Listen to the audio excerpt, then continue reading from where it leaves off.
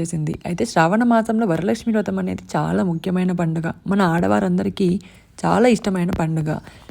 చాలామంది చాలా రకాలుగా చాలా డెకరేషన్స్తో చాలా అలంకారాలతో పూజ అయితే చేస్తూ ఉంటారు. కానీ చాలామందికి కలశం ఆనవాయితీ ఉండదు. కాకపోతే అందరినీ చూసి మేము కూడా చేసుకోవాలి అనే ఒక ఆతృత అనేది ఉంటుంది. దాంతోపాటుగా ఇప్పుడు ఆనవాయితీ ఉన్నవారు లేనివారు అందరూ కూడా చేసేసుకుంటున్నారు. అయితే ఆనవాయితీ ఉన్నవారు చేసుకోకూడదా అంటే చేసుకోవచ్చండి. అయితే కలశం అనేది చాలా ప్రధానం. మీరు ఎంత అలంకారం చేసినా కూడా కలశ స్థాపన అనేది చాలా ఇంపార్టెంట్ అండి. కలశం అనేది చాలా పవిత్రంగా చాలా శాస్త్రోక్తంగా మాత్రమే పెట్టాలి. అయితే మొదటిసారి చేసేవాళ్ళు పెట్టవచ్చా అంటే మీకు ఆచారం లేకపోయినా మీ అత్తగారు కానీ మీ అమ్మగారు కానీ మీకు ఈ కలశం అనేది ఆనవాయితీ లేకపోయినా మీరు స్టార్ట్ చేయవచ్చు. ఎందుకంటే అమ్మవారు కదా, లక్ష్మీ స్వరూపం అనేది ఎవరికి వద్దు అంటారు చెప్పండి, అందరూ కూడా స్టార్ట్ చేసుకోవచ్చు. అయితే మొదటిసారి పెట్టేవాళ్ళు మాత్రం రెండవసారి కూడా తప్పనిసరిగా కంటిన్యూ అనేది చేసుకోవాలంటే బ్రేక్ అనేది లేకుండా ఉంటే మాత్రమే మీరు ఈ సంవత్సరం స్టార్ట్ చేయవచ్చు. అయితే కలశం అనేది పెట్టేటప్పుడు కొన్ని నియమాలు పాటించాలి. అవి ఈరోజు డీటెయిల్డ్గా అయితే చూపిస్తాను. మనము ఎక్కడైతే పీఠాన్ని పెట్టి మనం అమ్మవారిని అలంకరించుకోవాలి అనుకుంటున్నామో అక్కడ అష్టదళ పద్మ ముగ్గు అనేది వేసుకోవాలండి. ఆ తర్వాత ఆ పీఠం ఒకటి పరుచుకోవాలి. ఆ పీఠం పైన చక్కగా ఇలా పసుపును రాసి మీరు పూజ చేసుకోవాలి. అలాగే చెంబు అనేది తీసుకోవాలండి. కలశం చెంబు మీద లక్ష్ములు ఉన్న ప్రతిమలు ఉంటే చాలా మంచిది. ఆ అష్టలక్ష్ములు ఉన్న ప్రతిమలు రాగి, ఇత్తడి, వెండి, బంగారు ఏవైనా పర్వాలేదు. అవేవీ లేవు అంటే మట్టిదైనా తీసుకోండి, కానీ వేరే వాళ్ళ దగ్గర అప్పుగా తీసుకొని మళ్ళీ రేపిస్తాము అలాంటివి మాత్రం చేయకండి. ఆ తర్వాత దానికి మనము ఒక తమలపాకుని కానీ పసుపు కొమ్మును కానీ కట్టాలి. లేదు మీ దగ్గర అమ్మవారి రూపు ఉంది అంటే లక్ష్మీ కాసు ఉంది అంటే లక్ష్మీ కాసునైనా కూడా మీరు ఆ చెంబుకి కట్టుకోవచ్చు. ఆ తర్వాత టెంకాయనంతా కూడా చక్కగా ఇలా పసుపుతో పూసుకోవాలండి. ఈ టెంకాయని ముందు రోజే గురువారం రోజున అలా పూసి పెట్టకండి. ఎందుకంటే మనం కదిపే సమయంకి అది కుళ్ళిపోయే అవకాశం ఉంది తేమ అవ్వటం వల్ల. కాబట్టి మీరు శుక్రవారం కలశం పెడుతున్నారంటే శుక్రవారము అప్పటికప్పుడు ఇలా పూసుకొని చేసుకోండి. ఇలా చక్కగా ఎక్కడా కూడా నెరపలు లేకుండా మీరు కొబ్బరికాయని ఇలా చేసుకోవాలి. కొబ్బరికాయ మేము తోలు వల్చకుండా పెడతాము అంటే అలా కూడా పెట్టుకోవచ్చు. అప్పుడు ఊరికే బొట్లు పెడితే మాత్రం చాలు. ఇక్కడ బెంగళూరులో మాకు కేవలం ఇలాంటి కాయలు దొరుకుతాయి, అందుకే ఇలా పెడుతున్నాము. ఆ తర్వాత అష్టలక్ష్ములని కుంకుమతో అలంకరించుకోవాలి. అలాగే మనము చెంబుకి లక్ష్మీ రూపం అనేది చేసుకోవాలండి. మనకు 1 గ్రామ్లో 1/2 గ్రామ్లో బంగారులో లక్ష్మీ కాయిన్ అనేది లక్ష్మీ రూపం అనేది వస్తుంది. అలా మీరు చేసుకోవచ్చు. ఇప్పుడు మేము తెచ్చుకోలేమండి, ఆ స్తోమత ఇప్పుడు లేదు అన్న వాళ్ళు ఇలా చక్కగా పసుపుతో మనం దారాన్ని తయారు చేసి పసుపు కొమ్ముని దానికి కట్టి మనము చెంబుకు కట్టుకోవాలి. లేదు అనుకుంటే ఒక తమలపాకును మడిచి తమలపాకు పువ్వునైనా మడిచి మనము కట్టుకోవచ్చు. పసుపు కొమ్ము అనేది శ్రేష్టం, అమ్మవారికి ఒక తాలిబొట్టు లాగైతే ఉంటుంది. ఇప్పుడు మళ్ళీ పీఠం పైన మనం అష్టదళ పద్మ ముగ్గును అనేది వేసుకోవాలండి. ఎందుకు ఈ ముగ్గు వేస్తాము అంటే ముగ్గు వేయటం అనేది అమ్మవారిని ఆహ్వానించినట్లుగా, వారికి పీఠాన్ని పరిచి వాళ్ళని మనం ఆహ్వానించినట్లుగా అన్నమాట. కాబట్టి ఇలా ముగ్గును వేసుకోవాలి. ఆ తర్వాత ఇరువైపులా కూడా మనము శుభకార్యానికి వేస్తున్నాం కాబట్టి స్వస్తిక్కు అలాగే చక్కగా అమ్మవారి పాదాలను ఆహ్వానిస్తున్నాం కదండి, దానికోసం అమ్మవారి పాదాలను కూడా వేయాలి. అయితే వీటిని బియ్యపిండి అంటే వరిపిండితో మాత్రమే వేసుకోవాలండి.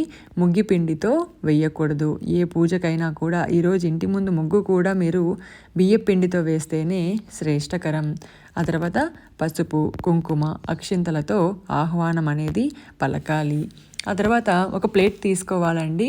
ఆ ప్లేటు పైన మనము 3 లేదా 5 కుప్పెళ్ళ బియ్యంని తీసుకొని ఆ చెంబును అందులో పెట్టుకోవాలి.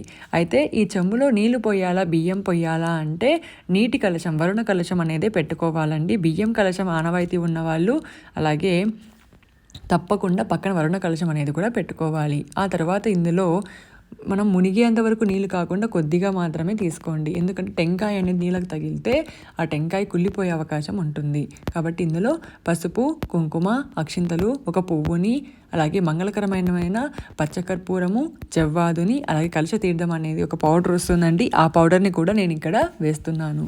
ఈ పచ్చకర్పూరము, జవ్వాదు ఎందుకు అంటే ఇవి దైవాకర్షణ కలిగించే వస్తువులు కాబట్టి వీటిని కూడా కొద్దిగా వేసుకోవాలి. ఆ తర్వాత 1 రూపీ కాయిన్ వేసుకోవాలండి. అంతేకాకుండా నేను ఇక్కడ ఇంకొక 2 వేస్తున్నాను, అదే లక్ష్మీ గవ్వలు అలాగే గోమతి చక్రాలు. ఇవన్నీ కూడా అమ్మవారికి ఇష్టం కదా, దానికోసమే. ఆ తర్వాత మామిడాకులు పెట్టాలా తమలపాకులు పెట్టాలా అంటే మామిడాకులైనా పెట్టవచ్చు, తమలపాకులైనా పెట్టవచ్చు. ఏవి పెట్టినా కూడా 3 లేక 5 ఉండేలా చూసుకోవాలి. పెట్టినవి ఎక్కడా కూడా చిరికిపోకుండా బొక్కలు పడకుండా అలాంటివి చేసుకోవాలి. ఆ తర్వాత అమ్మవారికి ఇలా అలంకరించానండి బొట్టుతో. దీన్ని పేపర్తో కట్ చేసుకొని దానిపైన బొట్టులాగా అయితే చేశాను. ఇక్కడ నేను వీడియో అనేది మిస్ అయ్యింది. ఆ తర్వాత ఇలా చక్కగా మనము కలసాన్ని ఇందులో పెట్టుకోవాలి. మీరు తీసుకున్న చెంబు పెద్దగా ఉందనుకోండి, టెంకాయ కూడా పెద్దగా ఉండాలి. చెంబు చిన్నగా అయిందనుకోండి, టెంకాయ కూడా చిన్నగా ఉండాలి. ఆ తర్వాత ఇలా ఒక జాకెట్ ముక్కని, అది ఎలా ఉండాలి అంటే నలుపు, నీలము అలాంటి కలసకుండా ఆకుపచ్చ, పసుపు, ఎరుపు ఇలాంటివి ఉండేలా చూసుకోవాలి. ఇలా చక్కగా ఫోల్డ్ చేసుకొని అమ్మవారిని మన దగ్గర ఉన్న నగలతో మనము అలంకరించుకోవాలండి. అమ్మవారికి వాడే నగలు మనం ఆల్రెడీ వేసుకొని ఉన్నట్లయితే వాటిని పసుపు నీళ్ళలో కానీ పాలల్లో కానీ ఒకసారి కడిగి తుడిచి ఆ తర్వాత అమ్మవారికి అలంకరించుకోవాలి. ఆ తర్వాత పువ్వులతో అలంకరించుకోవాలండి. సువాసభరితమైన మల్లె పువ్వులు, జాజి పువ్వులు, సెంటు మల్లె పువ్వులు ఇలాంటివి మనం పెట్టడం వల్ల తొందరగా అమ్మ అనుగ్రహించే అవకాశాలు ఎక్కువగా ఉంటాయి. ఆ తర్వాత చక్కగా పువ్వులతో మనం ఇలా అభిషేకం అనేది, ఆ తర్వాత మిగిలిన పూజ అంతా కూడా చేసుకోవాలంటే శుక్రవారం రోజున ఉదయం 9 గంటలలోపు బ్రహ్మముహూర్తంలో చేస్తే ఇంకా మంచిది. ఆ తర్వాత ఇలా పూజ అంతా చేసుకోవాలి. తిరిగి ఎప్పుడు కదపాలి అంటే శనివారం రోజున, ఆ నెక్స్ట్ రోజు మీరు కదపవచ్చండి. ఆదివారం కదిపిస్తాము అంటే వద్దండి, ఎందుకంటే టెంకాయ కుళ్ళిపోయే అవకాశం ఉంటుంది. శనివారము ఉదయము మీరు రాహుకాలము అలాంటివి లేకుండా అయితే కదిపేయవచ్చు. ఆ తర్వాత ఇందులో ఉన్న కొబ్బరికాయని మీరు అదే రోజే కొట్టేసి, అంటే పగలగొట్టి ఆ కొబ్బరిని స్వీట్గా అయితే చేసుకోవాలి, కారంగా అయితే చేసుకోకండి. స్వీట్ ఏదైనా పరమాన్నము లేకుంటే కొబ్బరిలో బెల్లము కొబ్బరి వేస్తాం కదా, అలాంటివైనా చేసుకొని మీరు ప్రసాదంగా మీరు ఇంట్లో వాళ్ళు తీసుకోవచ్చు, అందరికి కూడా పంచిపెట్టవచ్చు. ఇందులో ఉన్న నీళ్ళు ఏం చేయాలి అంటే ఆ తమలపాకులతో ఇల్లంతా కూడా మనం చల్లాలి, మన పైన చల్లుకోవాలి, ఇంట్లో ఉన్న అందరిపైన చల్లాలి. అదే మనకి జలాభిషేకం అంటే ఇప్పుడు మనము అమ్మవార్లకి మనము అభిషేకం చేస్తే ఆ నీళ్లు మనం తలపైన చల్లుకుంటామో అలాగే ఇల్లంతా కూడా శుద్ధి చేసుకోవాలి ఆ నీటితో. మిగిలిన నీళ్లు ఏదైనా ఒక చెట్టుకు అనేది వేయండి, తులసి చెట్టు కానీ ఏదైనా మీ ఇంట్లో ఉన్న మొక్కలకి వేయవచ్చు. ఆ తర్వాత బియ్యము కొబ్బరి కలిపి మీరు ఏదైనా ప్రసాదం చేసినా వండినా సరే, లేదు అనుకుంటే బియ్యంని ఆ రోజు ఏదైనా ఒక పరమాన్నంలాగా చేసి అందరికీ పంచుతాము, మేము తింటామన్నా కూడా ఓకే. మీరు ఎక్కువ మంది ఉన్నారంటే బియ్యం ఎక్కువ పిటికీలతో వేసుకోండి, తక్కువ మంది ఉన్నారంటే తక్కువ పిటికీలతో వేయండి. మొదటిసారి చేసేవాళ్ళు కూడా చేయవచ్చండి, కలసం పెట్టుకోవచ్చు. మాకు భయము, మా అత్తగారు ఎవరు పెట్టలేదు, మా అమ్మగారు ఎవరు పెట్టలేరు, నేను పెట్టను, కానీ మనం వరలక్ష్మి వ్రతం చేసుకోవచ్చా, అమ్మ మనకు అనుగ్రహిస్తుందా అంటే భక్తితో ప్రేమతో నమ్మి చెయ్యాలండి. ఎంత అలంకారం చేశాం కదా, నాకెందుకు నువ్వు అడిగినవి చేయలేదు, వాళ్ళు ఏమీ చేయలేదు కానీ వాళ్ళకి ఇచ్చారు కదా అంటే ఇక్కడ భక్తి ప్రధానం, నమ్మకం ప్రధానం.